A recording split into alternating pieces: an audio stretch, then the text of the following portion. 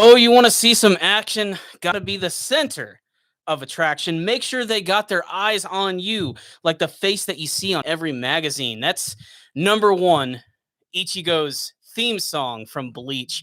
One of the most goofy and ridiculous theme songs I've ever heard from any anime series.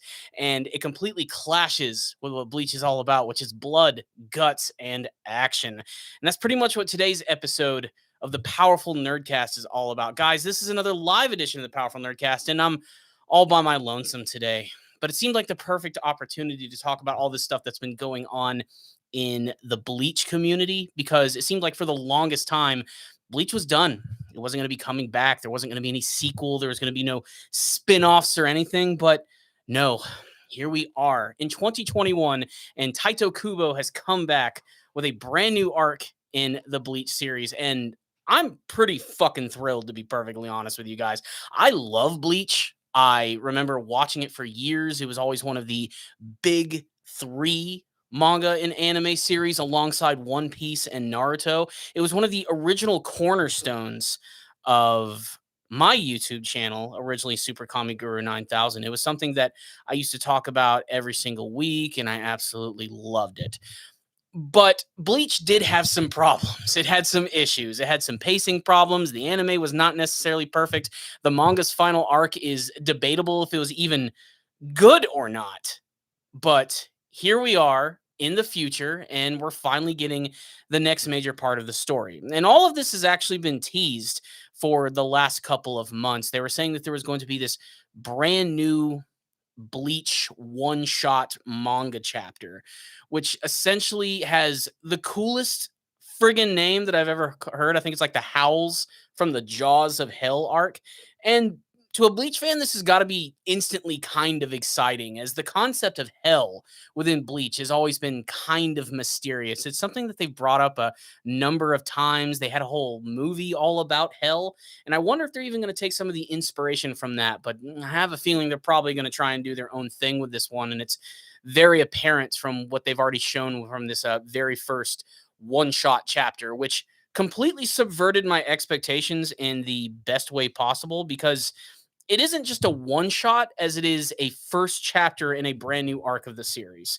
So before I go any further, again, this is just sort of like a single me talking about Bleach podcast. I would love for you guys to get involved in the conversation. If you have any questions for me about Bleach, for things that are going on in the next major arc of the series, let's talk about it. Let's get excited. And there it is. So let's go ahead and jump right in here. So this was teased as a big one shot for the Bleach series, but this entire chapter, which I believe was like 70 freaking pages, was insane. And again, it was sort of like picking up from the end of the final arc of Bleach, years later after the defeat of the Vandenreich. And the leader of the Quincy army, whose name I still struggle to pronounce, and I'm gonna wait until we get actually like to the anime version of it so I know exactly what the fuck to say, because I still don't know if it's like Ewok, if it's Yuhabara, or all types of weird shit. I will say this going forward, I think my pronunciation has gotten a lot better. I think I can actually like say the names of certain characters. I think Bleach was one of the biggest friggin' struggles for pronunciation for me, just because all of the names are like these super hardcore deep cut Japanese names, and I always would probably say them in the way that would make like the hardcore fans of the series just cringe, like in ways that they can't even possibly fathom. Like one of the characters I love is Kurasuchi. I used to call him Kuratsuchi. Like I would really butcher the names, and even then I'm probably still saying it wrong. And we had the return of some classic characters in this chapter. Their names just, I was just like, what the fuck? What do I even say here? I'm just gonna call him Grands because that's who he is. But let's get back on track here. By the way, this is tough to do by yourself when you're kind of just talking to yourself. So like I said, this sort of takes place like 10 or more years after the end of the final arc of Bleach, and all the characters are kind of doing their own thing. We get to see that Ichigo and Inoue are still together. They have their son, Kazui, who was shown at the very end of the original series, and he still seems to have some interactions with Rukia and Renji's daughter, Ichika. We get to see a lot more of her in this chapter. In fact, we get to see a lot more of Soul Society and how it's evolved since the end of the series, how they're starting to adopt more human technology, such as TVs and music music and just overall culture of humanity itself, which I think is great. And it's also a great way to introduce a lot of the new characters and the captains and lieutenants. And basically, it's just a giant splash of fan service being thrown at viewers here, because a lot of your favorites are going to show up here. But there are certainly some new characters here, which I think are really interesting. Two of the big standouts is a brand new lieutenant who goes by the name of Atau. I don't know what this guy is. He just comes across as super calm and collected and really cool. And we don't really know anything about him. There's also this other character who goes by the name of Yu, who is a female character who's obsessed with Gyaru culture, which in Japan essentially just means really gaudy tans and bleaching your hair like blonde. It's just kind of her personality, but she gets to show off some of her powers in this chapter too. But how that actually comes to fruition is kind of interesting, because as I said, this is all about hell. That's what this arc is going to be all about, opening the very gates of hell themselves, and also going to a little bit more of the deeper roots of Soul Society and this crazy like ceremony that they have. So we've already seen in the past that like one of the main things that Soul Reapers do, aside from like killing Hollow, is that they actually are able to exorcise people and send them to Soul Society. And we get to see that some of these people get corrupted and some of them straight up get sent to hell themselves. But there's another ceremony that they have in Soul Society where apparently when captains die, they also have to be sort of like re-exorcised as well, where they have to bring a Hollow to their grave. They have to kill the Hollow, and that's going to allow their remaining Reiatsu, basically their chakra, their ki, their power, to actually dissipate from Soul Society, because apparently Soul Society can only take so much of this power to the point where it's going to cause a great amount of destruction. And what happens in this process is that the captains actually go to hell. They are sent to hell. All captain level characters are there. So some of your favorites from the series who passed away, like Genryusei Yamamoto and freaking Ukitake, they're in hell right now. And apparently being in hell also completely changes them, and it might even amplify their power. Whether that changes their overall personalities is kind of hard to say, and what actually goes on in the depths of hell, whether they're schmoozing with all the other things that were sent down there, such as the Espada, evil hollows, and just psychopathic people, remains to be seen. But it's a pretty like stunning revelation to know that all of these amazing superpowered people who are basically considered legends and heroes in Soul Society are essentially cast to what is the most demonic place in the entire Bleach universe. And it's clearly something that freaks out some of the other Soul Reapers. And boy, I would not want to be a captain if I figured out this fact, knowing that my days were going to end up in hell, so to speak. So essentially, that's what's going to lead us to the next major part of this storyline, where we get to see the Hell Butterflies returning, which apparently their name does have significance. It wasn't just something that was really metal sounding in the original series. They have Soul Reapers. Apparently, they have something to do with the hell itself. And we get to see that there is this basically this big moment where all of the Soul Reapers go to, and we get to see there's like these brand new hollows, which are like these beasts of hell. They are still hollows in a sense that they like kind of resemble them, but like larger, scarier designs. They have these more like sort of less humanoid look to them, and they have these like weird sort of like rings all over their bodies. They look really terrifying. And the other thing that's scary about them is that apparently Shinigami Soul Reapers, they cannot sense them when they're coming. They just sort of like appear and just start wrecking shit like giant Godzilla monsters, and that makes them utterly terrifying. But they're not the only things that actually come from hell. There are classic characters who have returned, classic villains who've been transformed by hell itself, essentially going from being your standard villain and turning into, in Todd McFarlane, don't sue me for this, a fucking hell spawn. That's basically what happens. We get to see the return of a classic Espada villains, one of the, I think, fan favorites, Zael Aparo Grans, who was essentially the crazy, like, I believe he was the mad scientist of the Espada. He was the one with the pink hair and everything. And he returns and he's got a brand new look, which is so damn awesome. I absolutely love it. You know, before he already had a really striking design, but you can tell that being in hell has completely changed him. It's gotten rid of the hollow hole apparently on his body. He has like a horn that's growing out from the side of his head. He very much looks like a denizen of hell. And in classic Bleach fashion, this artist, Taito Kubo, he knows how to draw villains and he knows how to make them look cool and menacing.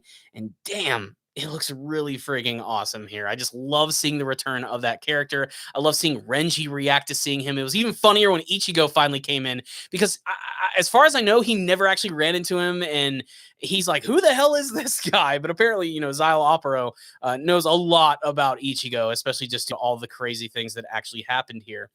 And we get to learn that the reason why the gates of hell are suddenly starting to be opened or forcibly opened by the beings that exist within there is because there is basically an imbalance of this power of this Reiatsu, where before you had Aizen, and then you also had the leader of the Quincy, the king of the Quincy, who were essentially their power was sort of suppressively keeping the gates of hell closed. But since they're now gone, which this leads to a number of other implications, like, is Aizen actually dead now? Is he truly not an immortal? Could he possibly return now? I mean, even if he does die, is there potential that someone like him, being that he was at captain level, would actually go to hell itself? But essentially, the gates are now being able to be opened by a number of people in them.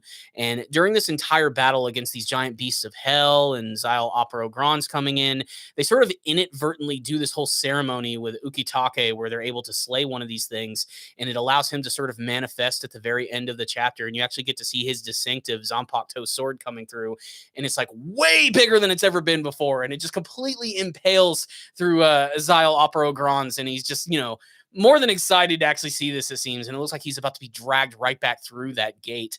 So it leads me to believe that maybe some of these captains are going to retain their original personality, but now their power is simply going to be amplified to a completely different level. But the fact of the matter is that scene right there was just shocking and crazy, and man, it's got me so excited.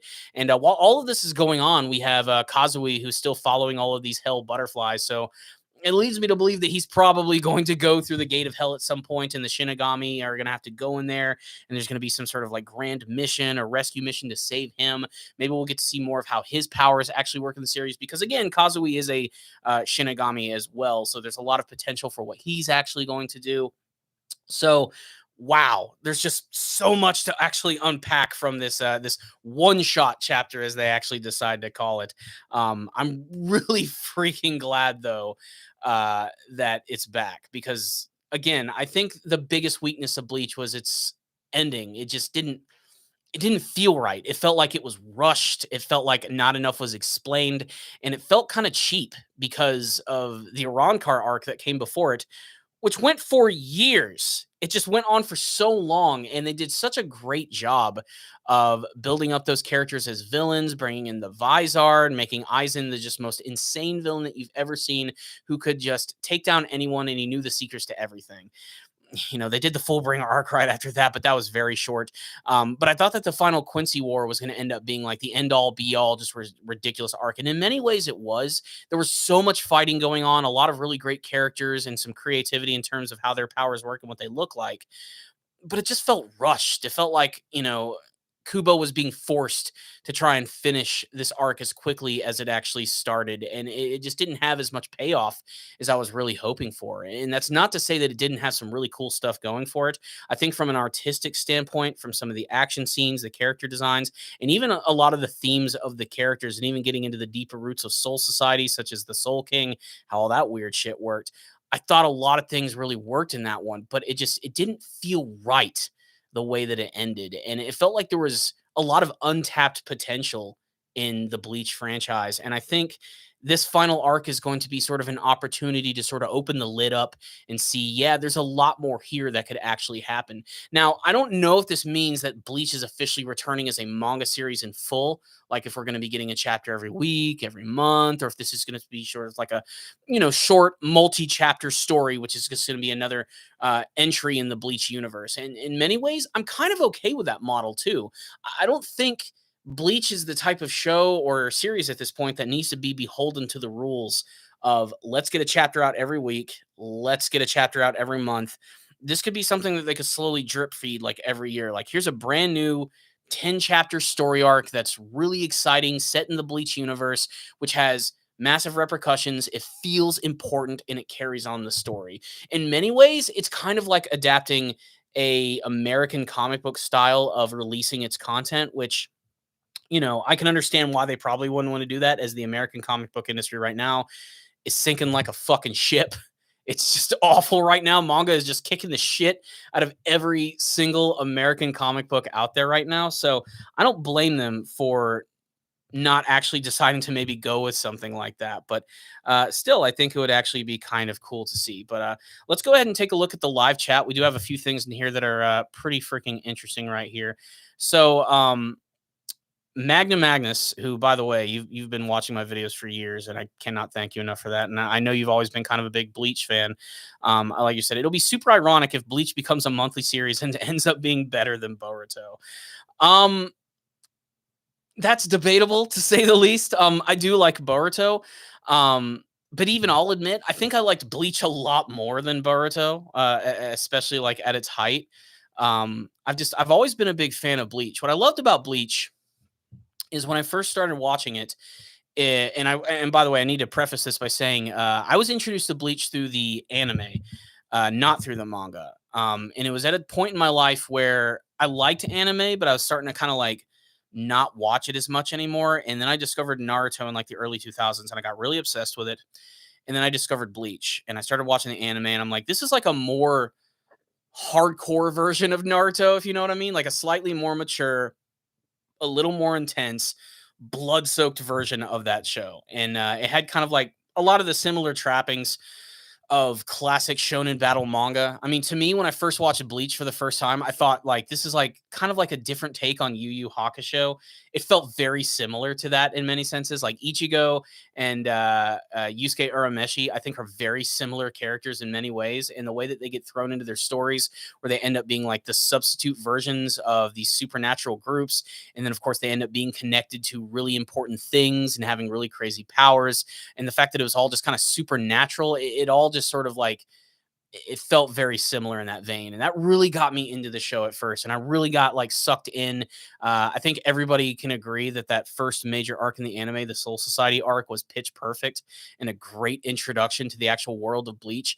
But it also felt like it kind of peaked maybe a little too early. Like it blew its load way too much in that arc because man, Bleach has so many characters, and you know it's not like One Piece where there's like a million characters like every arc, but like they really just introduce most of the main cast in that Soul Society arc, and there are a lot of them. I mean, looking just at the Gote 13, just all the captains, lieutenants, and all their subordinates, like each group consists of like 10 people, and they just continuously bring them in.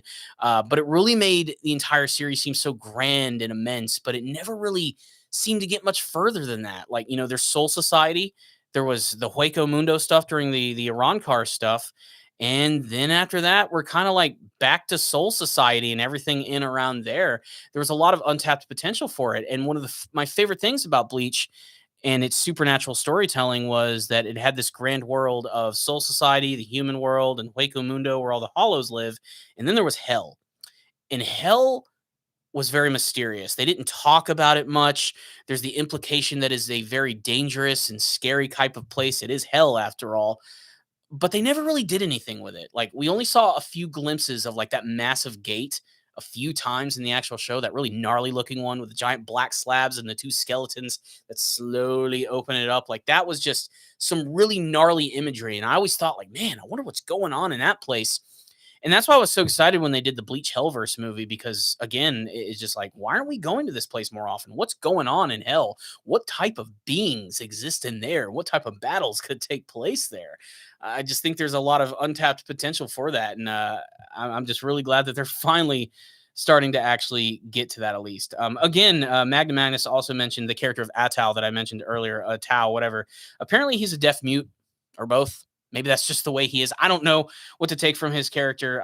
Most people seem to say that he's deaf, which I think is pretty awesome. The Yu Yu character was also awesome. And by the way, that great scene at the end of this one shot where they're fighting against the beasts of hell, there's some solid material here, which I think is really awesome here. Yu Yu's abilities are great because, you know, in Bleach, you just expect them to bring out the sword, and that's basically going to be it. But she seems to utilize some sort of weird ability where she puts her hands together and she summons like this massive ethereal bear, which just like bites down on these creatures, which I thought was really awesome. Going back to Atao again, he also has a blade, a Zanpakuto, which is strikingly similar, at least to me, to Renji's, his Zabimaru. Like it's kind of like a giant whip like covered in blades. I don't know. I just thought that that looked really cool. We also get to see a lot of other characters who didn't get to do as much, like in this battle, which I thought was really awesome. We also get to see some major damage done to some characters. Like I think Kione ends up getting basically impaled by one of these creatures, which again is really shocking and very typical in Bleach fashion. Characters get impaled and cut to half all the time in freaking Bleach. I always thought that that was one of the craziest things about the show was the insane amount of damage that the characters could actually sustain. I mean, almost every character gets slashed and destroyed in the most crazy ways possible. I mean, if Dewey Cox's brother could exist in the Bleach universe, maybe he would have survived getting cut in half. That's all I'm trying to say. Like people get bisected all the time in the show, and it's just so insane. And now that we're moving into this arc, there is one thing that I really want to see, and this might seem kind of like a weird ask. Um, I want some more stuff with Ichigo. Ichigo is, I think, one of the most underused main characters in any manga and anime that I have ever seen. It absolutely blows my mind how almost every single arc, it's mostly just about him either training or trying to get to his destination while everybody else gets to do all this cool shit. And then he just shows up at the very end to save the day.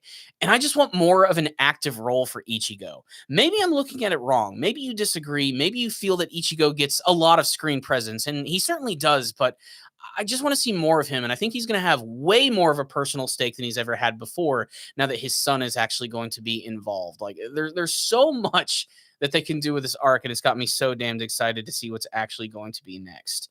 So yeah, I'm very excited for this to see where it's heading. And I think it's also the beginning of sort of the Bleach Renaissance, so to speak. I think it's that point where people are going to remember how groundbreaking this series was when it came out, how it shook the world for a second. It might not have reached the same heights as Naruto or One Piece, but it was a part of the big three for a reason.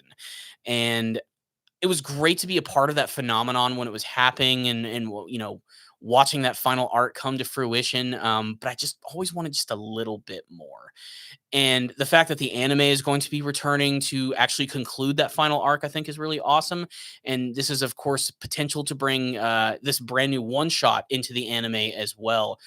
There's a lot of potential for the future of Bleach, and I'm really ready to see it return.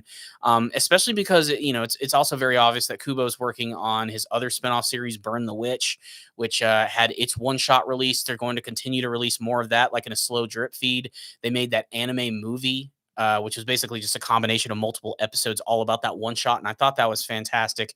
And what's great about that is it's a spinoff of Bleach, and it's like Soul Society set like in the West Side.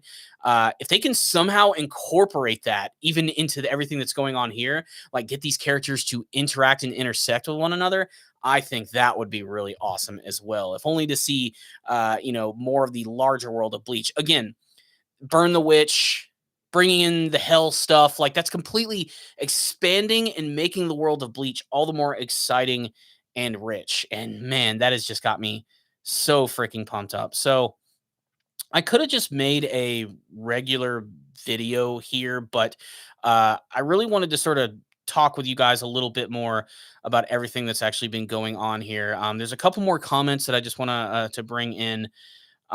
So again, Magna Magnus, who's really awesome. He's like, I will say Naruto did filler better than Bleach, but that was due in part to Bleach's story structure. Yes, I totally agree with this. The Naruto filler, while not the best thing in the world, at least fit within like the natural like canon of Bleach. Like the filler arcs in Bleach were annoying as hell in the anime because like something really important like was about to happen in the anime, and then they would just stop and they'd be like, "Hey, at this one time in Soul Society," and then they would just start like a filler arc like out of nowhere, and it felt really unnatural, and it didn't work in Bleach at all. Like again, it's another one of these reasons why I wish these long-running manga series were seasonal so that they would have better production value and better pacing. But yeah, I totally agree. The filler there was absolutely awful. I could not stand it. So we also have a Freedom Pock. I hope I'm pronouncing that right. He said they didn't go to hell before because dark toned anime was a no go before. Now with Jujutsu and Kimetsu having this popularity, Bleach going to hell is the right time. I agree. And I kind of disagree all at the same time. I think anime has always had the ability to be any genre it wants to be, and it could be a comedy, it could be a love story, it could be action, it could be horror, it could be really dark material. There's always been dark anime, but that was at a time where, I'd say things had leveled out a little bit to be a little more lighthearted, and I think that's also what was one of the biggest appeals of Bleach. Like I said, at the time of like the big three, Naruto, One Piece, and Bleach, Bleach was always just a tad darker than the others, but now it's entering this period of anime where, like you said, we have Kimetsu no Yaiba, which is just taking the world by fucking storm, by the way. And if any of you are curious, yes, I am excited for the next season. I haven't seen Mugen Train yet. I want to see it. I do love Kimetsu no Yaiba. I have the whole first season on Blu-ray, and I love it. I really need to talk about that stuff a little bit more. I know people are probably angry that I never really finished reviewing the season. But yeah, and then you have Jujutsu no Kaisen, which, man, what a great first season. Like, that show blew me away. And they sort of carried a lot of that same vibe of Bleach as well. So yeah, I think it's the perfect time for Bleach to come back and to possibly push the envelope just a little bit more in that aspect. So yeah, I think it's just the perfect time for Bleach to return. The landscape is made for it. So there we go. So we have Emblem Knight RG25, who said, "In Hell, there are many characters who can return, from Soul Reapers and certain Arankar." I'm very excited for that too. Like, I want to see a lot of those Arankar return and get kind of like a brand new like form, kind of like Xyle Opero Gron's got. Like, there's a lot of them that I don't think really fully lived up to their potential that much in the anime and the manga. And this is also just an excuse to bring in new characters we haven't seen before. I mean, so Soul Society's existed for a long time. There's a lot of characters that we've never really seen, and this could be an opportunity to sort of like bring them in and see them changed in like a brand new way. I think that that's actually going to be really awesome. I'm not sure what sort of a Ronkar type of characters that I would like to see return, or maybe even some like brand new Hell Beasts or something like that. But I'm excited for new stuff. Like, I was excited to see Xyle Opera Grons. If there was ever an Espada who's going to return, it was going to be that guy, just because of his refusal to absolutely die and the fact that he's just a crazy mad scientist kind of guy. But there's so many more that could return, and I think that that would be really great. Um, so let me see here. Hmm. Oh my god! Oh my god! All these concepts just keep on coming in. Ryu Saki says, "Do you think that Boruto and Dragon Ball Super manga, do you like here? They're all coming in. Do you think that, like Boruto and Dragon Ball Super, this will be a monthly manga?" Um, it's hard to say because they haven't made any formal announcement quite yet. I think to keep the hype alive, doing it monthly, I think, is the minimum here. I think they're going to have to do that. And if this is all just an excuse to sort of build up to the return of the anime series or just more Bleach in general, yeah, I think a monthly schedule is really what's going to sort of bring everything together. It kind of has to at this point. If they could go weekly, I'd love it. I think it would be fantastic. But considering how jam-packed this chapter was in terms of its overall content being like 70 pages and feeling really substantial, I'm kind of okay with the whole monthly model here. I just feel like I really got my money's worth. And speaking of money's worth, this was completely free. The good folks at Viz have made this possible to read for free. So check it out, guys. If you want, I'll probably try and put a link in this at the very end of this record so you guys can check it out. For those who didn't want to watch this live, please check it out. Although, let's face it, if you're a Bleach fan, you've almost certainly already read this chapter right here. So I think that's really awesome. Um, we also have another comment from Freedom. He's saying that the movie isn't seen as canon by the author. I totally get that. The movie itself, like I said, while it expanded on Hell itself, there were parts of it that sort of maybe broke the rules of Bleach a little bit. So this is sort of an opportunity to maybe smooth those over. And the fact of the matter is, whenever like long running shows like Naruto, One Piece, Dragon Ball, they do their movies, 99% of the time they're not canon at all. I think this is an opportunity to do something with that. Although that being said, I really loved a lot of the imagery of Hellverse. And if they could somehow incorporate some of those elements into this, I think it'd be great. Like, take a look at Dragon Ball Super, for instance. The Broly movie and everything. They managed to take some of those pre-existing elements, give them like a brand new spin, fresh coat of paint, and it sort of like made them new and old again. Familiar in a sense, but still expanding on that classic material and making it so that fans who loved that stuff before were not going to be completely alienated, but they still got something that they really enjoyed, which I thought was really awesome. That is interesting to know there. Um, So we also have another great comment here from Emblem Knight RG25 saying that again, by the way, pronouncing this character's name still impossible after all these years. I'm just going to call him the Quincy King. Apparently, he's based from the novels where he wanted to go back to when the Soul King was the ruler of all of existence. Which, by the way, I think that was also one of the biggest problems with the finale of Bleach was the introduction of the Soul King. I don't think that it was handled with a lot of grace and understanding.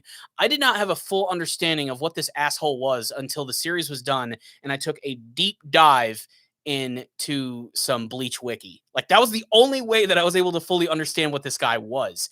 We know that he was the father of the Quincy King and everything, but why was this asshole who had no arms and legs just in a giant crystal in some giant shining ivory castle that they never managed to explain? And again, this could be another opportunity to maybe dive a little bit more into that deeper stuff. But again, at the same time, I'm like, let's get the fuck away from the end of the final arc and let's go like headlong into this hell stuff, which again, I think is the most interesting thing I've seen from Bleach in a long time, if only for the fact that it's a brand new location. Like I said, we had Soul Society, we had the Human World, we had Hueco Mundo. The series went on for 10 plus years, and we only had like 3 major locations. Let's get something new, let's get something fresh, and let's see Kubo do something interesting with it. And this is something I wanted to bring up too. One of my other big complaints about the final arc of Bleach was the backgrounds or the lack thereof. One of the things that me and Christian always used to talk about when we were actually reviewing the manga back in the day was that the character art and the action and everything looked really freaking awesome, but those backgrounds sucked. Like we made fun of the fact that it was called Bleach because everything was bleached white. You couldn't see anything it was just not an interesting backdrop. And if we go into hell and I see just a white background, I'm going to be a little upset. I want to see fire. I want to see flames. I want to see giant skeletal monsters, a lot of creepy fucking imagery. Like this one shot was chock full of some really great stuff. Like I loved that final shot of the gates of hell being opened and Juchiro's sword coming through and stabbing through Gron's. That looked really awesome. And then that like final little panel in the corner, you can see like either that's a close up of one of the skeletons holding the gate. Just the look of its like eyeball, like inside of its skull, was so super detailed and creepy. Kubo knows how to draw some really striking and scary looking imagery. And I think that's going to be something that I want to see more of in this whole Howls from the jaws of hell and everything. I think it's going to be really awesome. So we have a couple more comments that I just want to talk about right here. So we have Shin1NE who says, you got his Bojective when Rukia explained to Ichigo why the Shinigami killed the Quincy's 1000 Blood Year War. Yes, I do agree with that. Yeah, but we also have JD with the degrees. This I'm not sure what the hell this acronym means. I'm going to be perfectly honest with you, but he says he explains that the Soul King's true origin and the sins of Soul Society, as well as explaining what Aizen wanted to do with what he did. They also explain all the pieces of the Soul King. Yeah, like I said, I took like a deep dive into the wiki and learning how and work with me on this. This is my understanding of the Soul King. Essentially, they had a god, like a super powerful god who was really powerful. And at one point in time, the human world, Hueco Mundo, Soul Society, they were all one place. But there was a lot of chaos and there was no concept of life and death. And so the Soul King actually came up with this way that he was going to separate all of these various dimensions into different planes of existence. So, like the human world was separated from Soul Society, and then the concept of life and death was literally created. And in order to actually maintain this, he had to like crystallize his body. His limbs were removed and they were placed in other different directions. And essentially, that's what keeps balance between all these worlds.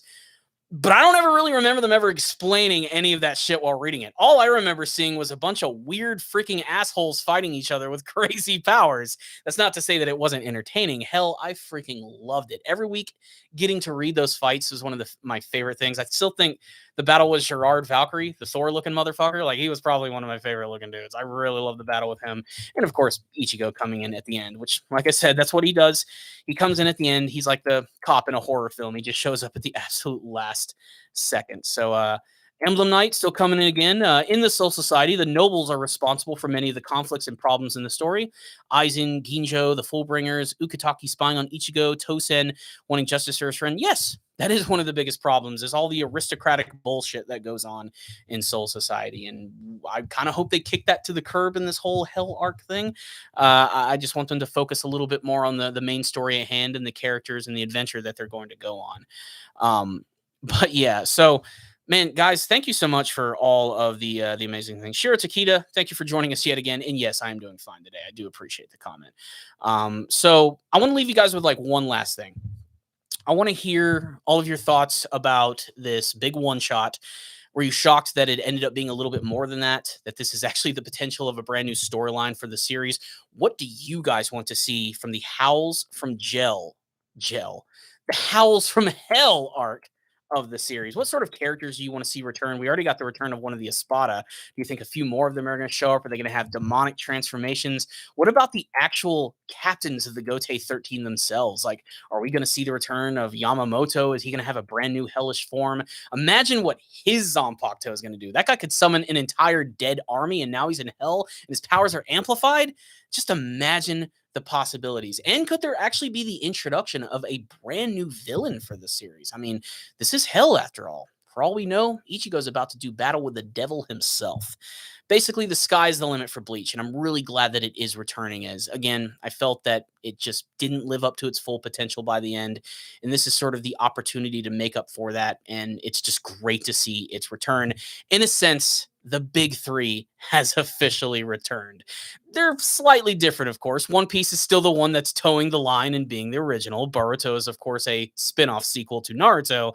But Bleach here again is a continuation of that classic story, that unique story that we all loved years ago, that was a little different than Naruto and Bleach, or Naruto and One Piece, and it carved out its own identity. And I'm glad that it's back. So, for everyone that tuned in for today's podcast, I just want to thank you again. I loved all of the questions, the interactivity here. Make sure to subscribe to the channel for more videos, discussions, reviews, and of course the weekly podcasts just like this one. I'm hoping in the next one Christian will be able to join me, and we'll have more discussions for you guys. If you guys have any questions or topics or things you guys want us to talk about, make sure to sound off comment section below. If you guys want to go that little extra mile in helping to support this channel, I'd also recommend you check out our Patreon page. If you make a small monthly donation, I'll review an anime series of your choice. Otherwise, that's it, guys. Thank you for joining me for this podcast. There's definitely going to be more Bleach content coming your way very soon, whether it pertains to the manga, the returning anime, or even the spinoff Burn the Witch. It's all coming. Stay tuned for it. I'll see you guys next time. Stay dandy, my friends.